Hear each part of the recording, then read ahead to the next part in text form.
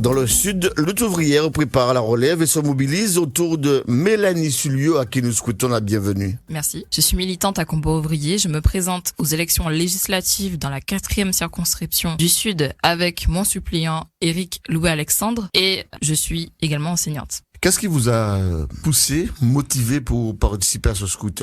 On vit dans une société, dans un système capitaliste qui ne profite qu'aux riches, qu'aux grands possédants, qu'aux capitalistes. Et nous, les travailleurs, nous subissons cette société-là. Nous subissons les maux de la société. Nous allons aux élections pour dire aux travailleurs, à la population pauvre, que c'est à nous de changer cette société. C'est à nous de changer notre sort pour qu'effectivement, on puisse avoir de meilleurs salaires, revendiquer qu'effectivement, le travail, répartir le travail entre tous, des augmentations de salaire et abolir effectivement le secret bancaire, c'est-à-dire qu'effectivement, ces grands possédants, ceux qui dirigent la société, qu'ils nous montrent ce qu'ils ont dans leur compte. Alors dites-nous comment vous allez faire pour justement abolir le secret bancaire, aller chercher l'argent chez les possédants. Il est clair que ce n'est pas des revendications qui vont nous être données. Nous disons qu'effectivement, on doit l'imposer. Les travailleurs, la population laborieuse, la population pauvre doit imposer que les salaires augmentent en même temps que les prix augmentent. On le voit tous les jours quand on va faire nos courses. Les prix augmentent presque tous les jours en réalité. Maintenant, il y a des gens qui doivent faire un choix entre payer leur loyer et payer le plein d'essence. C'est inadmissible. Alors effectivement, il faut qu'on se batte pour des augmentations de salaire. Ce que nous pensons, c'est qu'effectivement, en deçà de 2 000 € par mois, il n'est pas possible de vivre un tant soit peu décemment. Et nous pensons qu'effectivement, tous les salaires, toutes les pensions et toutes les retraites ne doivent pas être en dessous de 2 000 €. Vous faites partie de tous ces jeunes qui sont mobilisés, qui se mobilisent pour faire, selon ce que vous dites, avancer ce nombre de revendications. Vous en parlez autour de vous, avec vos camarades jeunes comme vous? Oui, on en parle avec des jeunes. J'en parle avec les jeunes que je croise, au niveau des lycées, au niveau du campus. Oui, il faut en parler entre jeunes. Il faut qu'effectivement, il y ait plus de jeunes qui militent. Et donc, j'appelle déjà les jeunes à se mobiliser, oui, et à surtout se mettre en colère contre cette société qui nous promet quoi? Du chômage pour les jeunes. Les jeunes sont la partie de la population la plus touchée par le chômage. Et aujourd'hui, on nous promet une réforme des retraites. Ça veut dire quoi? C'est que nous qui sommes jeunes aujourd'hui, on va avoir quoi comme retraite? Qu'est-ce qu'on va avoir? Alors c'est aujourd'hui qu'il faut qu'on se batte. Comment vous pensez mener ces actions sur le terrain? Ce que nous pensons, c'est qu'effectivement, il faut que les travailleurs et aussi les jeunes, effectivement, participent aux luttes de ces travailleurs-là. Il faut que les travailleurs se rejoignent, fassent des comités et qu'effectivement, ce que je pense, c'est que la meilleure des armes des travailleurs, c'est la grève. La grève, lorsque les travailleurs font grève, effectivement, l'entreprise est bloquée, les grands capitalistes sont eux aussi bloqués, parce que oui, les travailleurs, ce sont ceux qui font fonctionner toute la société. Alors ouais, quand on fait grève, ça se voit qu'effectivement, on reçoit pas le courrier actuellement, parce qu'effectivement, les travailleurs de la Poste sont en grève, et ils ont bien raison. Il faut faire la grève ou il faut discuter et négocier? Il n'y a pas de négociation, il n'y a pas de discussion qui aboutit justement à ce qu'on veut, s'il n'y a pas de rapport de force, s'il n'y a pas de grève. Et donc effectivement, si on veut obtenir ce qu'on veut, il faut montrer qu'effectivement on est en colère. Et la meilleure arme justement des travailleurs, c'est quand ils arrêtent cette machine d'exploitation. Aller tous les jours au travail, c'est de l'exploitation.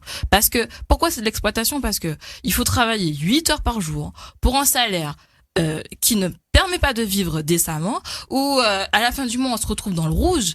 C'est de l'exploitation. Et donc, effectivement, quand les travailleurs arrêtent cette exploitation et qu'ils se mettent en grève, ils relèvent aussi leur dignité. Il y a un nouveau gouvernement qui a été récemment nommé. Est-ce que vous envisagez, par exemple, de discuter avec ce gouvernement? Il n'y a pas de discussion à avoir avec ce gouvernement. C'est un gouvernement qui travaille pour les plus riches, pour les grands capitalistes, pour les multinationales françaises et aussi pour les capitalistes aux Antilles. Nous, ce qu'on dit, c'est qu'effectivement, s'il faut discuter avec la politique, c'est les travailleurs, c'est aux travailleurs de faire leur propre politique, leur propre force politique. Parce que si vous êtes élu demain, vous allez forcément discuter avec le gouvernement à l'Assemblée nationale. Si je suis élu demain, ça veut dire qu'il y a des milliers de personnes qui votent pour moi. Vous n'avez pas de doute. Et il y a des milliers de personnes qui votent pour moi. Ça voudrait dire qu'il y a une effervescence dans la population, une effervescence dans les entreprises, qu'il y a des grèves, qu'il y a des comités où les travailleurs sont prêts à prendre les entreprises, à contrôler les entreprises. Et donc, je ne peux pas imaginer une telle situation dans le détail. Je pense qu'effectivement, si demain je suis élu, c'est qu'effectivement il y a une telle effervescence dans la population et qu'effectivement les travailleurs seront prêts justement à se battre en tant que travailleurs, en tant que classe sociale, en tant que classe ouvrière. C'est une circonscription importante. Hein. Comment pensez-vous mener campagne sur le terrain? Aller dans la rue, voilà, Combat ouvrier a un journal, le journal Combat ouvrier, nous allons effectivement le vendre. Je vais aller au contact de la population, au contact des travailleurs pour effectivement exposer notre programme qui est tel qu'effectivement il faut qu'on exige la répartition du travail entre tous pour qu'on puisse travailler moins, c'est qu'on puisse travailler tous. Il faut qu'on exige, qu'on impose des augmentations de salaire en même temps que les prix augmentent et il faut qu'on impose l'abolition du secret bancaire, du secret commercial au niveau des grandes entreprises. L'argument qui alimente les conversations depuis la présidentielle d'ailleurs, c'est sur le pouvoir d'achat. Il faut trouver des pistes pour améliorer le pouvoir d'achat de la population. Est-ce que vous avez des pistes? Oui, le pouvoir d'achat baisse pendant que les capitalistes et les grands riches, y compris les riches aux Antilles, continuent à faire du profit et pour eux tout va bien.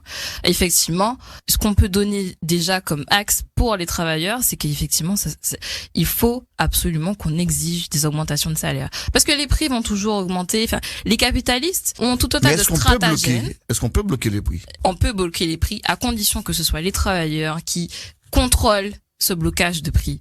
Il faut un contrôle des travailleurs, comme ça a été fait en 2009. Après la grève générale de 2009, les travailleurs ont imposé, ont contrôlé justement que les prix restent bien là où ils sont bloqués, etc. Donc oui, tant qu'il y a un contrôle de travailleurs, on peut justement imposer ce blocage de prix. Et il faut absolument que on exige que les salaires augmentent parce que les prix, c'est eux qui contrôlent les prix. Bon, ben dans ce cas, c'est à nous de contrôler effectivement que nos salaires, ils augmentent. Mais bien sûr que c'est possible. Nous sommes des milliers de travailleurs. Nous sommes des milliers de travailleurs et des milliers dans la population pauvre. Alors, rien que par le nombre, nous sommes une force incommensurable. Il y a près d'une dizaine de candidats dans cette circonscription du Sud. Qu'est-ce qui, selon vous, pourrait faire la différence? S'ils me choisissent, moi, ça veut dire qu'effectivement, je serai élu. Ça veut dire qu'effectivement, il y a une effervescence dans la population. Qu'effectivement, les travailleurs seraient prêts à se battre, qu'il y aurait des comités dans les entreprises, qu'il y aurait des grèves dans les entreprises et que voilà, il y aurait une certaine effervescence dans la population. Cette différence qu'il y a entre votre candidature et celle des autres candidats qui se sont engagés sur le terrain. Ceux qui voteront pour moi, ce seront des personnes qui seraient d'accord qu'effectivement nous vivons dans une société qui ne va pas, qui nous promet quoi? Des guerres, des catastrophes, des crises économiques que ce sont toujours les travailleurs et la population pauvre qui paieront. Voilà. Donc effectivement ceux qui sont d'accord avec cela, qu'effectivement il faut changer de société, qu'il faut changer de système, qu'il faut renverser le système capitaliste et qu'il faut effectivement il faut augmenter les salaires, il faut répartir le travail entre tous, il faut voir les comptes des grands riches. Et ben effectivement ceux qui sont d'accord avec cela, qu'ils votent pour moi, y compris ceux qui ont voté pour Nathalie Arthaud aux élections présidentielles. Mélanie Sulliot, je vous souhaite une très belle campagne électorale sur le terrain. Merci. Les entretiens sont poursuivis.